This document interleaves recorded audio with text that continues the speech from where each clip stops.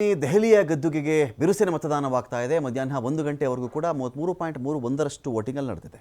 ಮಧ್ಯಾಹ್ನ 1 ಗಂಟೆವರೆಗೂ ಕೂಡ ದೆಹಲಿಯ ಶೇಕಡಾವಾರು ಮತದಾನ 33.31%.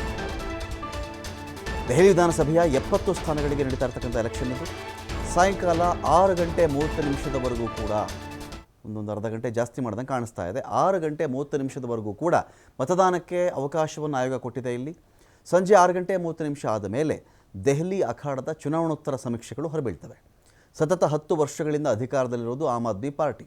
ಯಾರಿಗ ತೊಡೆ ತಟ್ತಾ ಇತ್ತು ಆಮ್ ಆದ್ಮಿ, ಯಾರು ಬೇಕಾದರೂ ಬನ್ನಿ, ಮೊದಲು ಮುನ್ಸಿಪಲ್ ಎಲೆಕ್ಷನ್ ಮಾಡಿ ಇಲ್ಲಿ ದೆಹಲಿಗೆ ತಾಕತ್ತಿದ್ರೆ, ದೆಹಲಿಗೆ ಚುನಾವಣೆ ಅನೌನ್ಸ್ ಮಾಡಿ ನಿಮ್ಮ ಹಣೆ ಬರ ಹೇಳ್ತೀವಿ ಅಂತ ಮಾಡ್ತಾ ಇತ್ತು.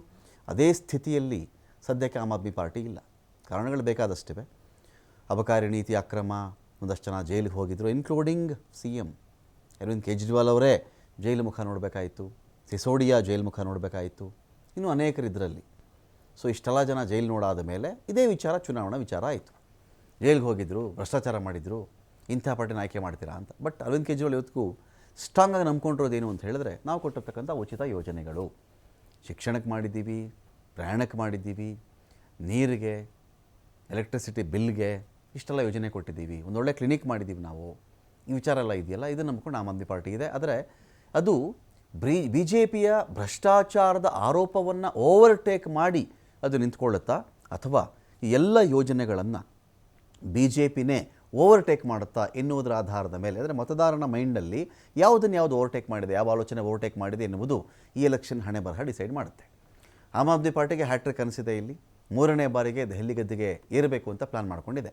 27 ವರ್ಷಗಳಾದ ಮೇಲೆ ಹೇಗಾದರೂ ಮಾಡಿ ಅಧಿಕಾರ ಪಡ್ಕೊಳ್ಬೇಕು ಅಂಥೇಳಿ BJP ಹರಸಾಹಸ ಇದೆ. ನರೇಂದ್ರ ಮೋದಿಯವರು ಇವತ್ತು ಪುಣ್ಯಸ್ನಾನವನ್ನು ಕೂಡ ಮಾಡಿದ್ದಾರೆ ಒಂದು ಕಡೆ ಹೋಗಿ ಗಂಗಾ ನದಿಯಲ್ಲಿ. 10 ವರ್ಷಗಳ ಬಳಿಕ ಮತ್ತೆ ಗದ್ದುಗೆ ಇರಬೇಕು ಅಂಥೇಳಿ ಕಾಂಗ್ರೆಸ್ ನಾಯಕರು ಸರ್ಕಸ್ ಮಾಡ್ತಾ ಇದ್ದಾರೆ. 10 ವರ್ಷ ಆಗಿಬಿಟ್ಟಿದೆ, ಅಧಿಕಾರ ಇಲ್ಲ ನಮಗೆ, ನಾವೇ ಅಧಿಕಾರ ಪಡ್ಕೊಳ್ಬೇಕು ಅಂಥೇಳಿ. ಇಂಡಿಯಾ ಕೂಟದ ಮತ್ತೊಂದು ಮೈತ್ರಿ ಪಕ್ಷನೇ ಆಗಿತ್ತು ಆಮ್ ಆದ್ಮಿ ಪಾರ್ಟಿ. ಆದರೆ ನಮ್ಗೆ ಯಾವ್ಯಾವ ಚುನಾವಣೆಗೆ ಬಂದಾಗ ನಮ್ಮ ನೀತಿಗಳು ಬೇರೆ ಬೇರೆ ಇರುತ್ತೆ ಅನ್ನೋ ರೀತಿಯಲ್ಲಿ ರಾಹುಲ್ ಗಾಂಧಿ ಒಂದು ದಿಕ್ಕಾದರೆ ಕೇಜ್ರಿವಾಲ್ ಒಂದು ದಿಕ್ಕು ಹಿಡಿದ್ರು.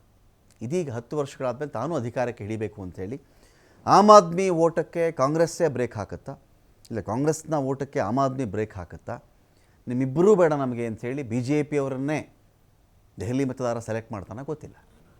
699 ಅಭ್ಯರ್ಥಿಗಳು ಕಣದಲ್ಲಿದ್ದಾರೆ. 1.56 ಕೋಟಿ ಜನ ಮತದಾರರು. ಬೆಂಗಳೂರಿಗಿಂತ ಸ್ವಲ್ಪ ಜಾಸ್ತಿ ಅಂದ್ಕೊಳ್ಳಿ ಜನಸಂಖ್ಯೆ, ಮತದಾರ ಸಂಖ್ಯೆ ಅಷ್ಟಿರಬಹುದಲ್ಲಿ. 1.5 ಕೋಟಿ ಅಂತ ಅಂದ್ಕೊಳ್ಳಿ. 1.5 ಕೋಟಿ, 1.56 ಕೋಟಿ ಜನ ಮತದಾರರು ವೋಟ್ ಮಾಡ್ತಾ ಇದ್ದಾರೆ. ಮಾಜಿ ಮುಖ್ಯಮಂತ್ರಿ ಅರವಿಂದ್ ಕೇಜ್ರಿವಾಲ್ಗೆ BJP ಬಿಗ್ ಚಾಲೆಂಜ್ ಇದೆ. ಇಲ್ಲಿ 3 ಪಕ್ಷಗಳ ಉಚಿತಗಳ ಸುರಿಮಳೆಯಲ್ಲಿ ಮತದಾರ ಯಾರಿಗೆ ಮುದ್ರೆ ಒತ್ತಾನೆ?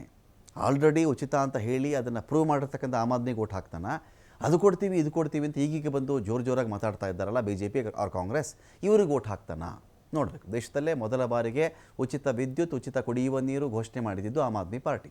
ಇದೀಗ ಮತ್ತೆ ಹಳೆ ಉಚಿತಗಳ ಜೊತೆಗೆ ಮತ್ತಷ್ಟು ಉಚಿತಗಳ ಘೋಷಣೆಯನ್ನು ಆಮ್ ಆದ್ಮಿ ಮಾಡಿದೆ. ಇಲ್ಲಿ ಆಪ್ಗೆ ಸವಾಲಾಗಿ ನಾನಾ ರೀತಿಯ ಗ್ಯಾರಂಟಿ ಯೋಜನೆಗಳನ್ನು BJP ಕಾಂಗ್ರೆಸ್ ಘೋಷಣೆ ಮಾಡಿದೆ. ಕರ್ನಾಟಕ ಮಾದರಿಯ ಗೃಹಲಕ್ಷ್ಮಿ, ಉಚಿತ ಕರೆಂಟ್, ಉಚಿತ ನೀರು, ನಿರುದ್ಯೋಗಿಗಳ ಭತ್ಯೆ, ಉಚಿತ ಬಸ್ ಪ್ರಯಾಣದ ಕೊಡುಗೆಯನ್ನು ಎಲ್ಲ ಪಕ್ಷಗಳು ಕೂಡ ಘೋಷಣೆ ಮಾಡಿವೆ.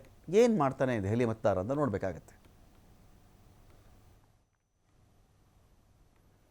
1993 ಮೊದಲ ಬಾರಿಗೆ ದೆಹಲಿಯಲ್ಲಿ ಎಲೆಕ್ಷನ್ ಆಗಿತ್ತು. ರಾಜ್ಯಗಳ ಪುನರ್ವಿಂಗಡಣೆ ನಂತರದ ಎಲೆಕ್ಷನ್ನಲ್ಲಿ BJP ಅಧಿಕಾರಕ್ಕೆ ಬರುತ್ತೆ. ಅಲ್ಲಿ 3 ವರ್ಷಗಳ ಅವಧಿಯಲ್ಲಿ 3 ಜನ CM ಆಗಿಬಿಡ್ತಾರೆ, ಚೇಂಜ್ ಆಗ್ತಾರೆ. ಅಲ್ಲಿ ಮದನ್ ಲಾಲ್ ಖುರಾನಾ, ಸಾಹಿಬ್ ಸಿಂಗ್ ಬರ್ಮಾ, ಸುಷ್ಮಾ ಸ್ವರಾಜ್ CM ಆಗ್ತಾರೆ BJP ಕಡೆಯಿಂದ. 1998, 2003, 2008 ಶೀಲಾ ದೀಕ್ಷಿತ್ ಪಕ್ಷಕ್ಕೆ ಹ್ಯಾಟ್ರಿಕ್ ಗೆಲುವನ್ನು ತಂದುಕೊಡ್ತಾರೆ. ಅವರು 3 ಬಾರಿಗೆ ಮುಖ್ಯಮಂತ್ರಿ ಆಗ್ತಾರೆ. 2013ರಲ್ಲಿ ಯಾವುದೇ ಪಕ್ಷಕ್ಕೆ ಬಹುಮತ ಇರಲ್ಲ. ಕಾಂಗ್ರೆಸ್ ಜೊತೆಗೆ ಆಮ್ ಆದ್ಮಿ ಪಾರ್ಟಿ ಸರ್ಕಾರವನ್ನು ಮಾಡುತ್ತೆ.